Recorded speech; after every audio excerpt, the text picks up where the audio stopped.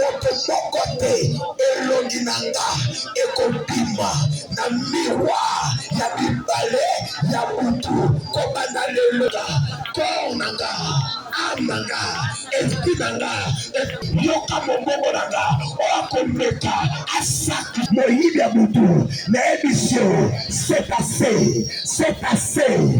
assez ya mbala oyo bokoyiba te libala te mbongo te musala te mabota te bana nanga te eloko nyonso ekangamaka na monza molimo lelo nasimbi fungola na bando fungola yo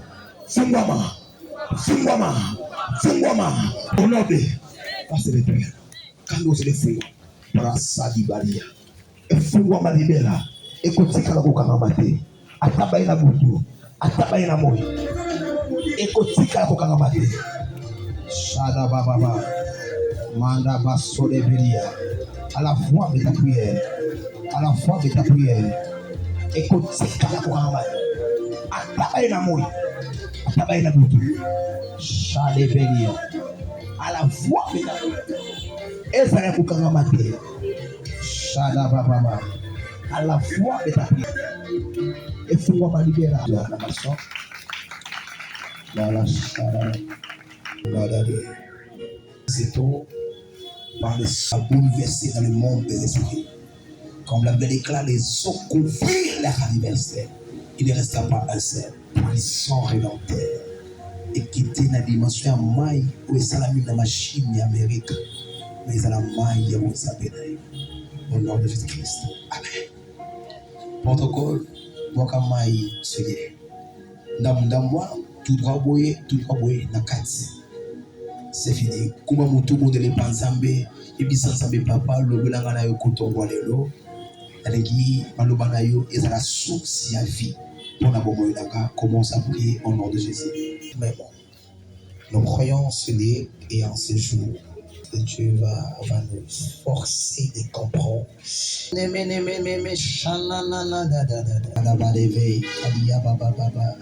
À la voix de ta prière, Dieu est en train de prier pour le changement de ta vie.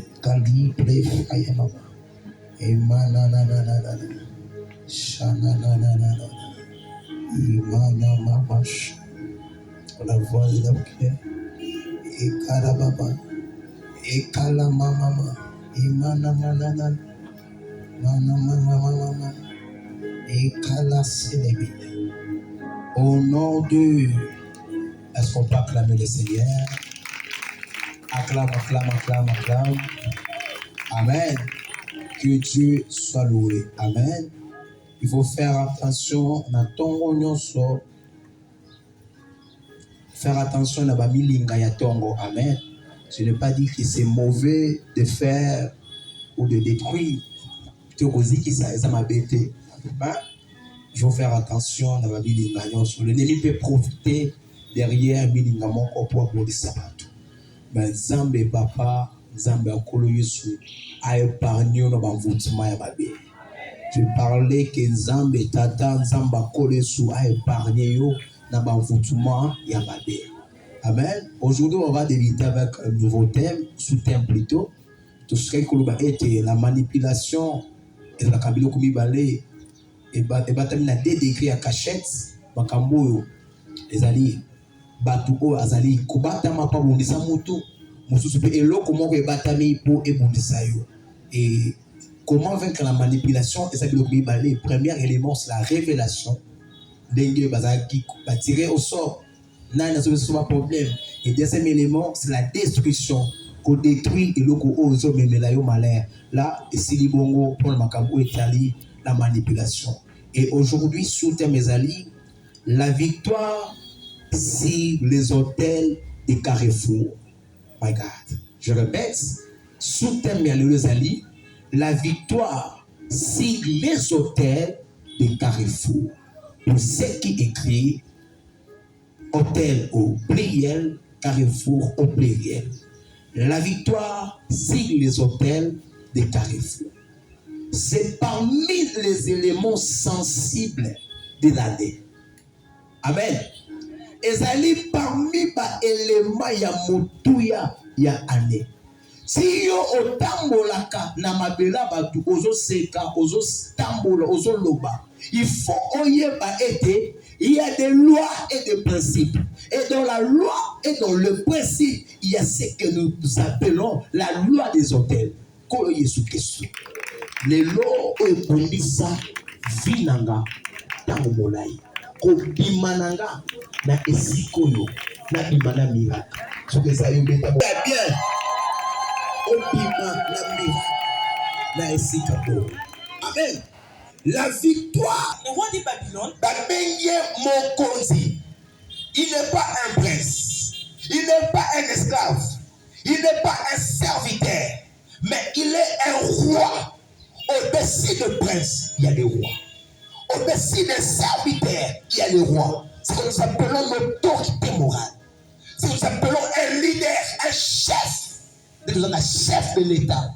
Maintenant, lui, ce n'est pas un prince, mais un roi qui s'excelle. Où? Au carrefour. C'est quoi carrefour? Carrefour est allé l'entrée de plusieurs chemins. Entre autres, Awa et sa carrefour. Il y a des chemins qui vous amènent dans la direction Kassangoulou. Il y a des chemins qui vous amènent dans Kimwenza. Il y a des chemins qui vous amènent dans la direction de l'université. Et comme il dit, carrefour. Maintenant, le roi ne se tient pas n'importe où. Il se tient au carrefour, à l'entrée de plusieurs chemins. Et il se tient là pour saluer les gens. Bon, on dit, on a beaucoup qui vient. Quelqu'un me comprend? À telle minute, pour faire sa cambote. À telle minute, ça n'a maman. Car le roi de Babylone, roi mokonzi ya Babylone, se tient au carrefour. Atelemi na bisika bazele belé. À l'entrée des deux chemins. Là, c'est on va préciser. Babi na enquête ya bazela ni bali asaladi. Pour tirer des présages. À voir comme un présage. Il secoue les flèches. À son bête à ma flèche. À son voir comme il a guéri ma bête. À son bête à ma flèche. Il interroge les téraphins. À son interroger même. À son tourne même à téraphins. Il examine le foie. Si la moutema, faut aller à moutema. Attendez, à bête à ma flèche. Combien déjà à l'amour quand la gens parle à ma malam. Mais à combien les amis qui me tout passe. Si ma dit à quoi? Bah quel nom plus capable de l'aider. Et ça m'a à l'université. Et il y a une fille à Bimi. À place à Zoya, à quoi ici place? Et reste moi, mon sang dans le révérend Dodé. Il a commencé à prier pour la femme au nom de Jésus, à chasser les esprits, à chasser les esprits. Moi, on a mon sang la boucle. Je vais aller à l'hôpital, ça va sembler pour aller à Koufa. Pourquoi il n'a pas Koufa? Parce que le roi a tellement qu'il n'a qu'à carrefour, a bêté déjà flèche. Combien de gens marchent avec les flèches de l'ennemi? Souvent, on va faire la ville, on va faire la maison marché. Peut-être au côté qui n'a carrefour, mon corps, va peut-être que flèche. Mais dans l'année où ça va tomber, c'est ma flèche. La vie semble aille à bibis ma flèche. Flèche on va mettre qui est côté kalaté. Comme Yesu Christo. Na carrefour mon corps, na kenda kaparere. Le lot, na boko na joleta. Mo sapi ya moto na yo. Et quand la moto na ga, et picola, et pima. J'aime. Et là, pour toi, on est malade à cancer, exactement parce que Azaki est malade, voilà. Mais on peut ma flèche. Qui est là? Tant que la question version. My God. Autant que tu comprends, il faut avoir. My God. Ne te tiens pas au carrefour. Pour examiner ses fouillards. Et ne livre pas. Ne livre pas ses réchappés. Au jour de la détresse. Il y a des gens qui se tiennent. Quand Jésus Christ, on doit tellement la carrefour pour asala le lot, mon Congo et arrêté. Carrefour est allé entrer à des chemins. Yango est allé entrer à ma problème, il y a tout ébélé la vie. Pourquoi le roi se tient au carrefour? Il s'avoue, c'est pour la ligne. Munguna, il va prendre la ligne. Munguna a télémaka na carrefour. Il y a au moins 5 raisons à nous donner. Première raison, pour ceux qui écrivent, c'est une place où la confusion peut être programmée dans la vie des visités. Je répète, pourquoi l'ennemi se tient au carrefour? C'est une place. Amen. C'est une place où la confusion peut être programmée dans la vie des victimes. Ésaïe 35, le verset 9. Pourquoi a-t-il marqué un carrefour? Ezali esika oyo monguna atiaka confusion. Donc si mutu aye wana ba programmer déjà confusion abide na telemia soka na moni akotia na libérer ni confusion. Combien de personnes qui na vraiment abise yaka okozwa soka okomo benga to okota na mona observe yo mais to combien koti ba abise na moni makamwana total non hein non benga yo si le loi benga te pourquoi na ko kende na eta ngo kende akomi na entrée à des chemins akomi na carrefour ba bete flash à confusion akomi confronté ba tenir pourquoi makamwana simité comment monta que le tina ambassade pour na document moko ba benga na biza lokuta bima ba benga nepe donc ça benga ne pamba tant on kende ba aéroport on cache ba kingasai asoleka il y a plein de carrefours au monde na utilisaka parce que ayebi okoki jamais ko tambola ça on le carrefour yoka yoka bila okoki jamais ko bime pa na yo ça okuta na entrée de chemin tant que les gens bima na avenir en entrée de chemin c'est là où on a une direction, et là on a une avenir. Direction Kasangulu, avenir Dembo, avenir Bolobo, avenir Poebwe. Et c'est la direction, et cette direction plus l'avenir, et ça dit qu'on bénit carrefour. Et il y a des esprits qui s'exercent dans la venir Nabino, dans la direction Nabino. Ouais, ma yéli a comprendre, dans ça va la prière au yo. Et ça est que ma programme ma confusion. Combien de mariages ça confondus à cause de ma carrefour? Qui t'a lancé? Bible le béni. Isaïe 35, le verset 9.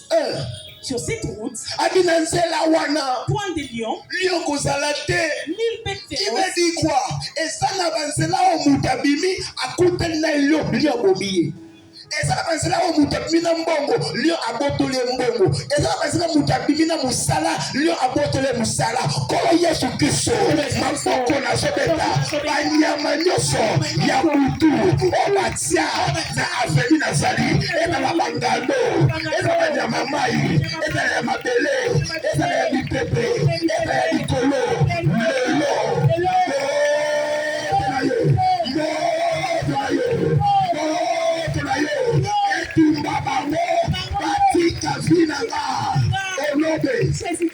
pour Yesu autour de cible makila na yo na maman côté na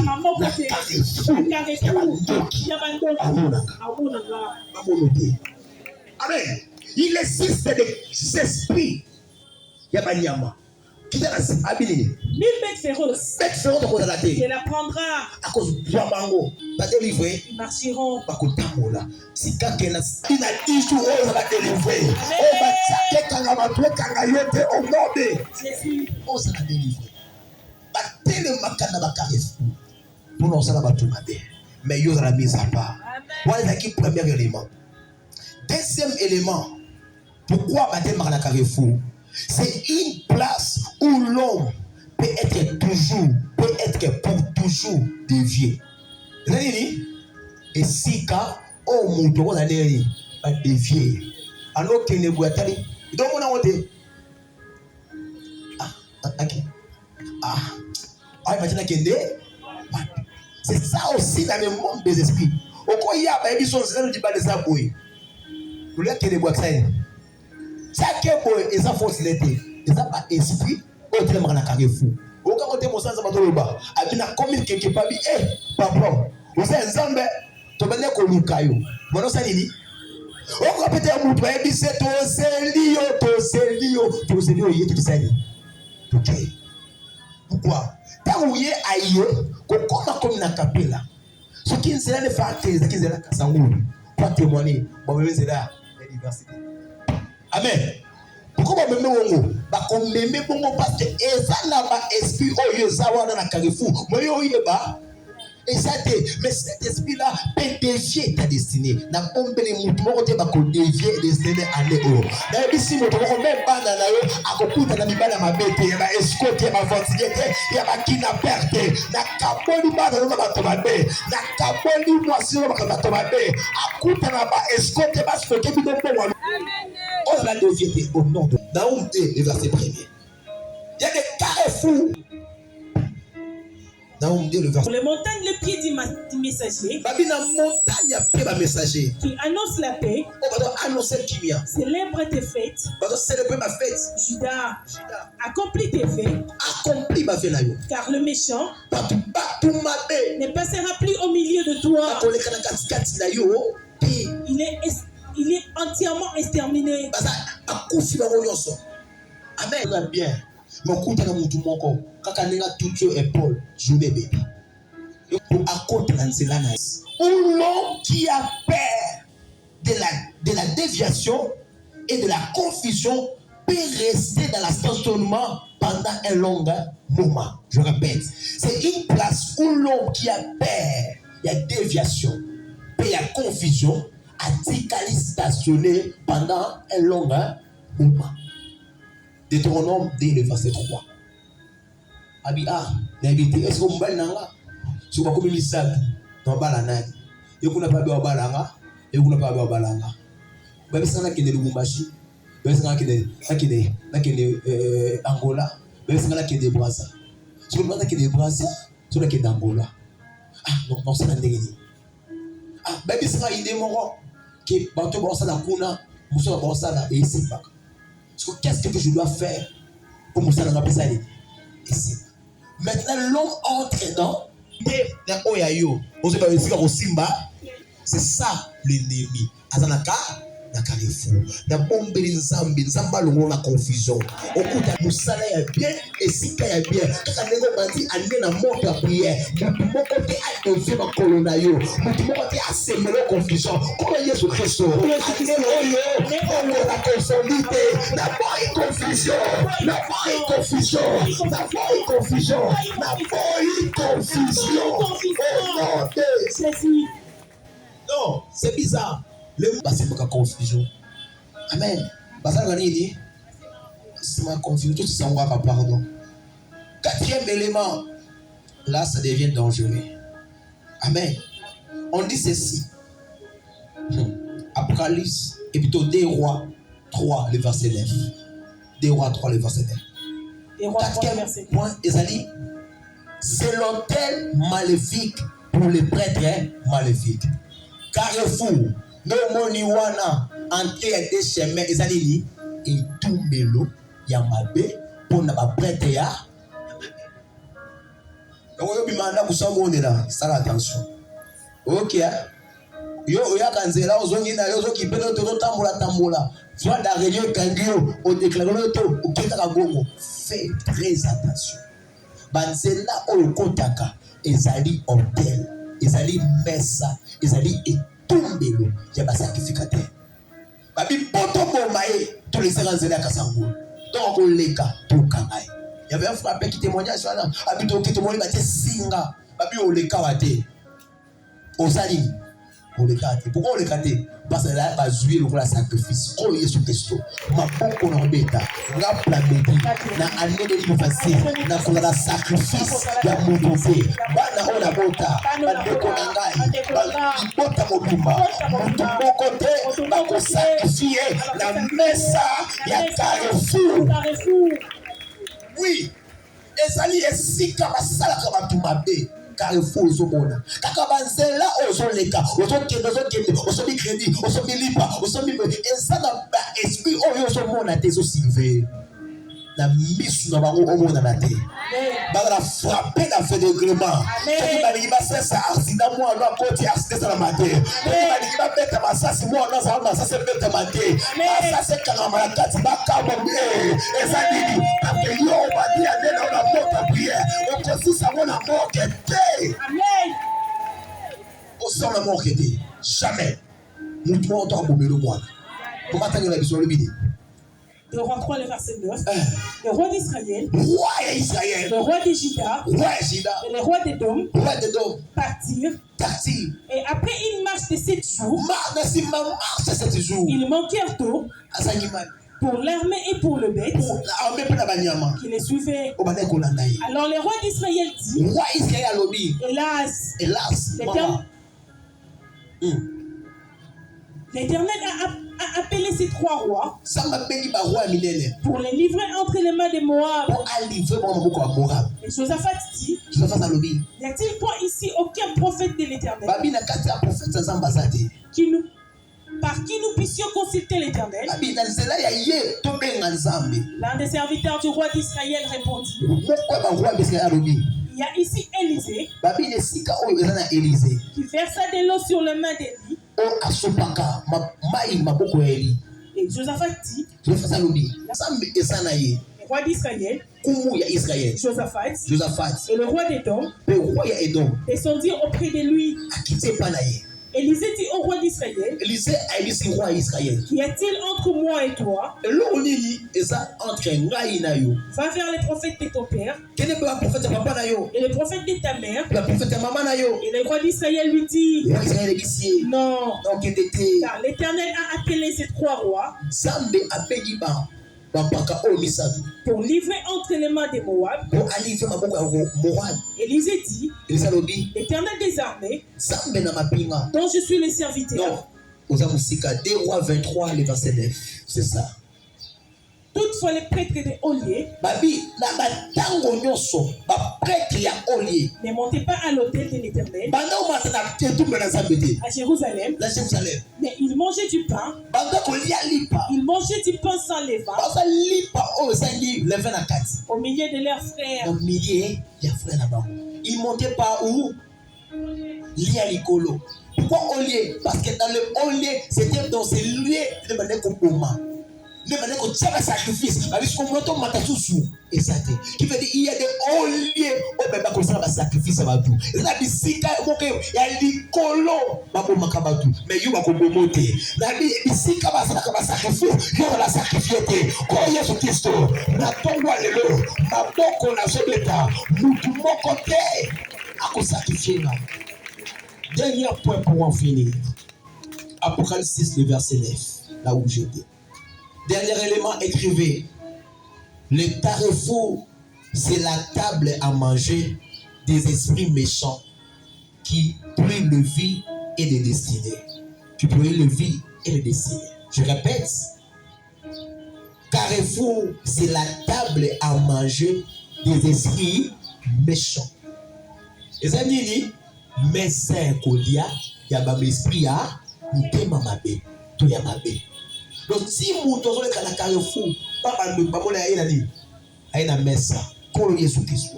Les lots, des gens qui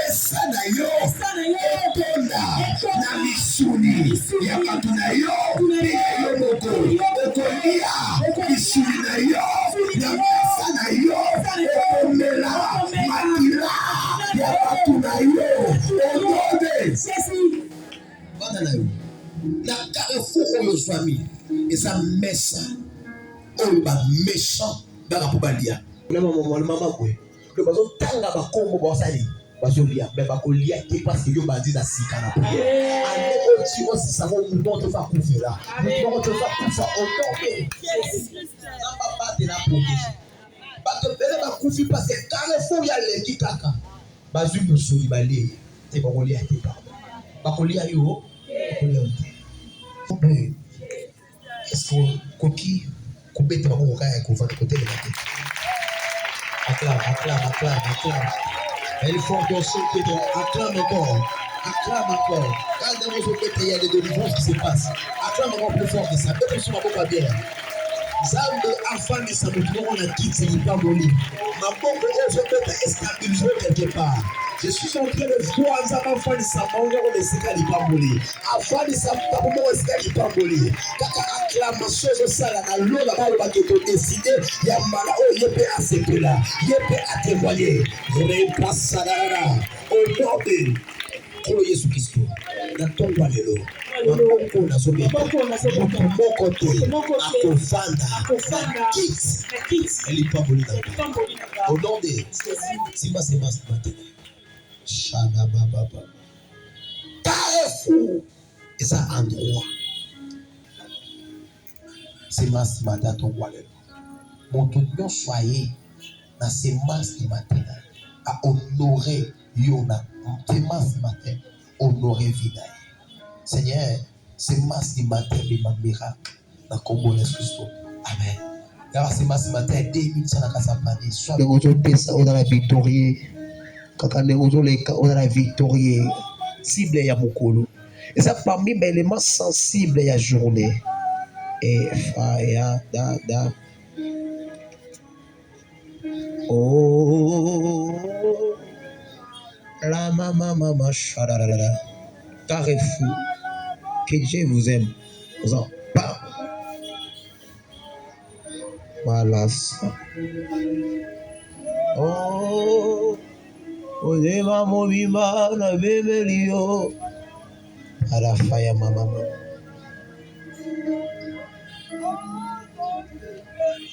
Vous enferme. Que la gloire de Dieu soit plus que le piscine de Bethesda.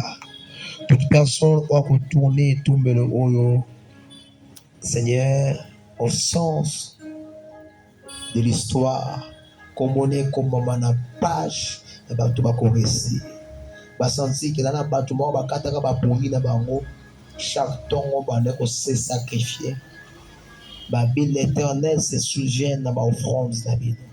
Ça va se souvenir au nom de Jésus-Christ. Amen.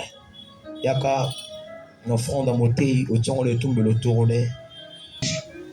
Mardi, lundi, dimanche, c'est la quitter. Une onction fraîche commence à l'utiliser.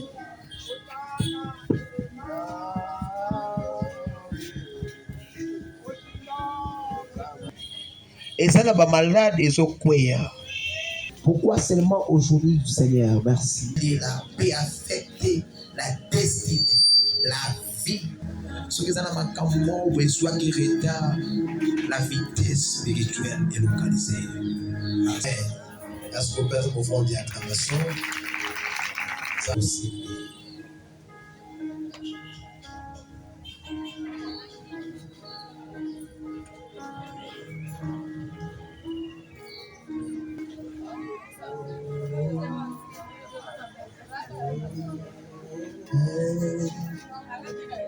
J'ai besoin de lui pour être à la croix, mise et à la guérison de malades. L'huile peut vous amener là où l'argent n'a pas de force. Là parce que la main de maintien. Là où tes études, tes diplômes ne peuvent pas te faire rentrer, lui peut te faire rentrer. C'est pourquoi on dit à David, voici les rois. Leader qu'un berger né dans une royauté. C'est ça l'importance de lui. Wow. Depuis les décennies, lui il fait des choses terribles dans la vie des gens qui ont confiance à Dieu. Simba Unayo. Simba Unayo. Simba Unayo. Simba Unayo.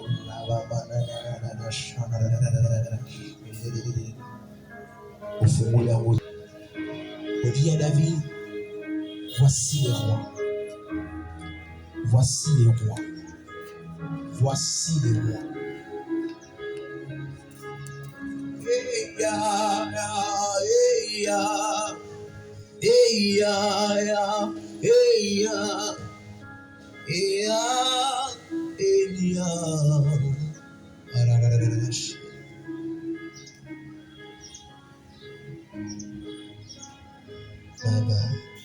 Fait extraordinaire.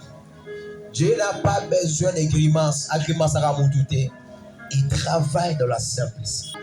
Et dans la polélé. Shalom. Et dans la polélé. Père, au nom du Seigneur Jésus, je suis né dans le miracle. Je suis un mort vivant dans le monde des vivants. Alors que j'étais mort, tu m'as ramené à la vie. Et que cette mission est pour te servir. Je suis né pour te servir. Je suis né pour être à ton service. Et tu m'as convaincu, tu m'as révélé cette prière de lui qui va impacter le vie et le mystère des gens. Père, ce n'est pas de ma volonté, c'est de ta volonté. Alors ce n'est rien ajouté, rien retaché. Accomplis ta volonté dans ma boule de Zawa. Maman a l'eau la coupe bouleversée par état là-bas.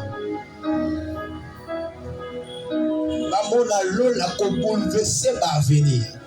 Il y a des gens qui ont baillé si qu'on a aimé si qu'on zoate, mais où ils ont aimé si qu'on zoate là. Oui,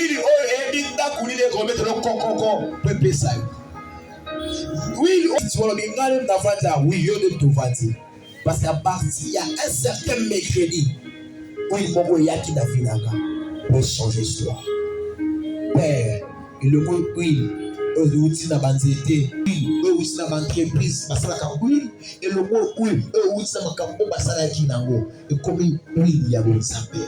Kaka siko na kati nango atali tanga moko kuti nango bongo ils sont capables de changer l'histoire de destinée à beaucoup na déclarer à partir ya ongolo moto moko peni na kati oyo mama moko koti na kati eko attirer mapamboli makambo zoate ba aneleka ane ozwa au nom de kitamulina ozwi yango ochango na se ya mitambe na yo na sebele fali ya balaba opakoli na maboko ndi ba lipamba makolo na yo soki bisika londo nyata te adofo nyata balaba tumusuko na profiter okotaka na kwanganga par ignorance ndeka rozo tsango ba influence ki bonganga wane longwe okotaka lupango zaka na ba sorcier olongwe na influence mapango nyo santé fata malamwa. Wow, wow. Olongwe na se ya ba influence mapango cheba ndokala no bakolo olongwe. Soki ba traka no pango ba ndeko silver. Kala oza makolo ya sika okoti ngo 2026. Osaka na te. Eza makolo ya sika okoti ngo 2026. Esika basusu bakota te yokota. Esika basusu bakoma te yokoma. My God, my God. Au nom de Jabravala et Palia. Au Sanyango. Amen. Kanga will la wetikale. Garde ça jalousement. Moi, espace de l'eau, tu m'as dit les Amen. Vous suivez le chemin, on voit qu'il va. Bon attendez. Salut. Donc, place où ça t'a rendu ce mouvement, ça t'a bien testé. Toi, c'est des choses qu'on coûte, on a un moment, on a rendu ce net. On le dit dans le soir. Dans la mission, ça t'a rendu ce net. On va tourner, on va voir oui. Tu vas pour ça, oui, ça dit.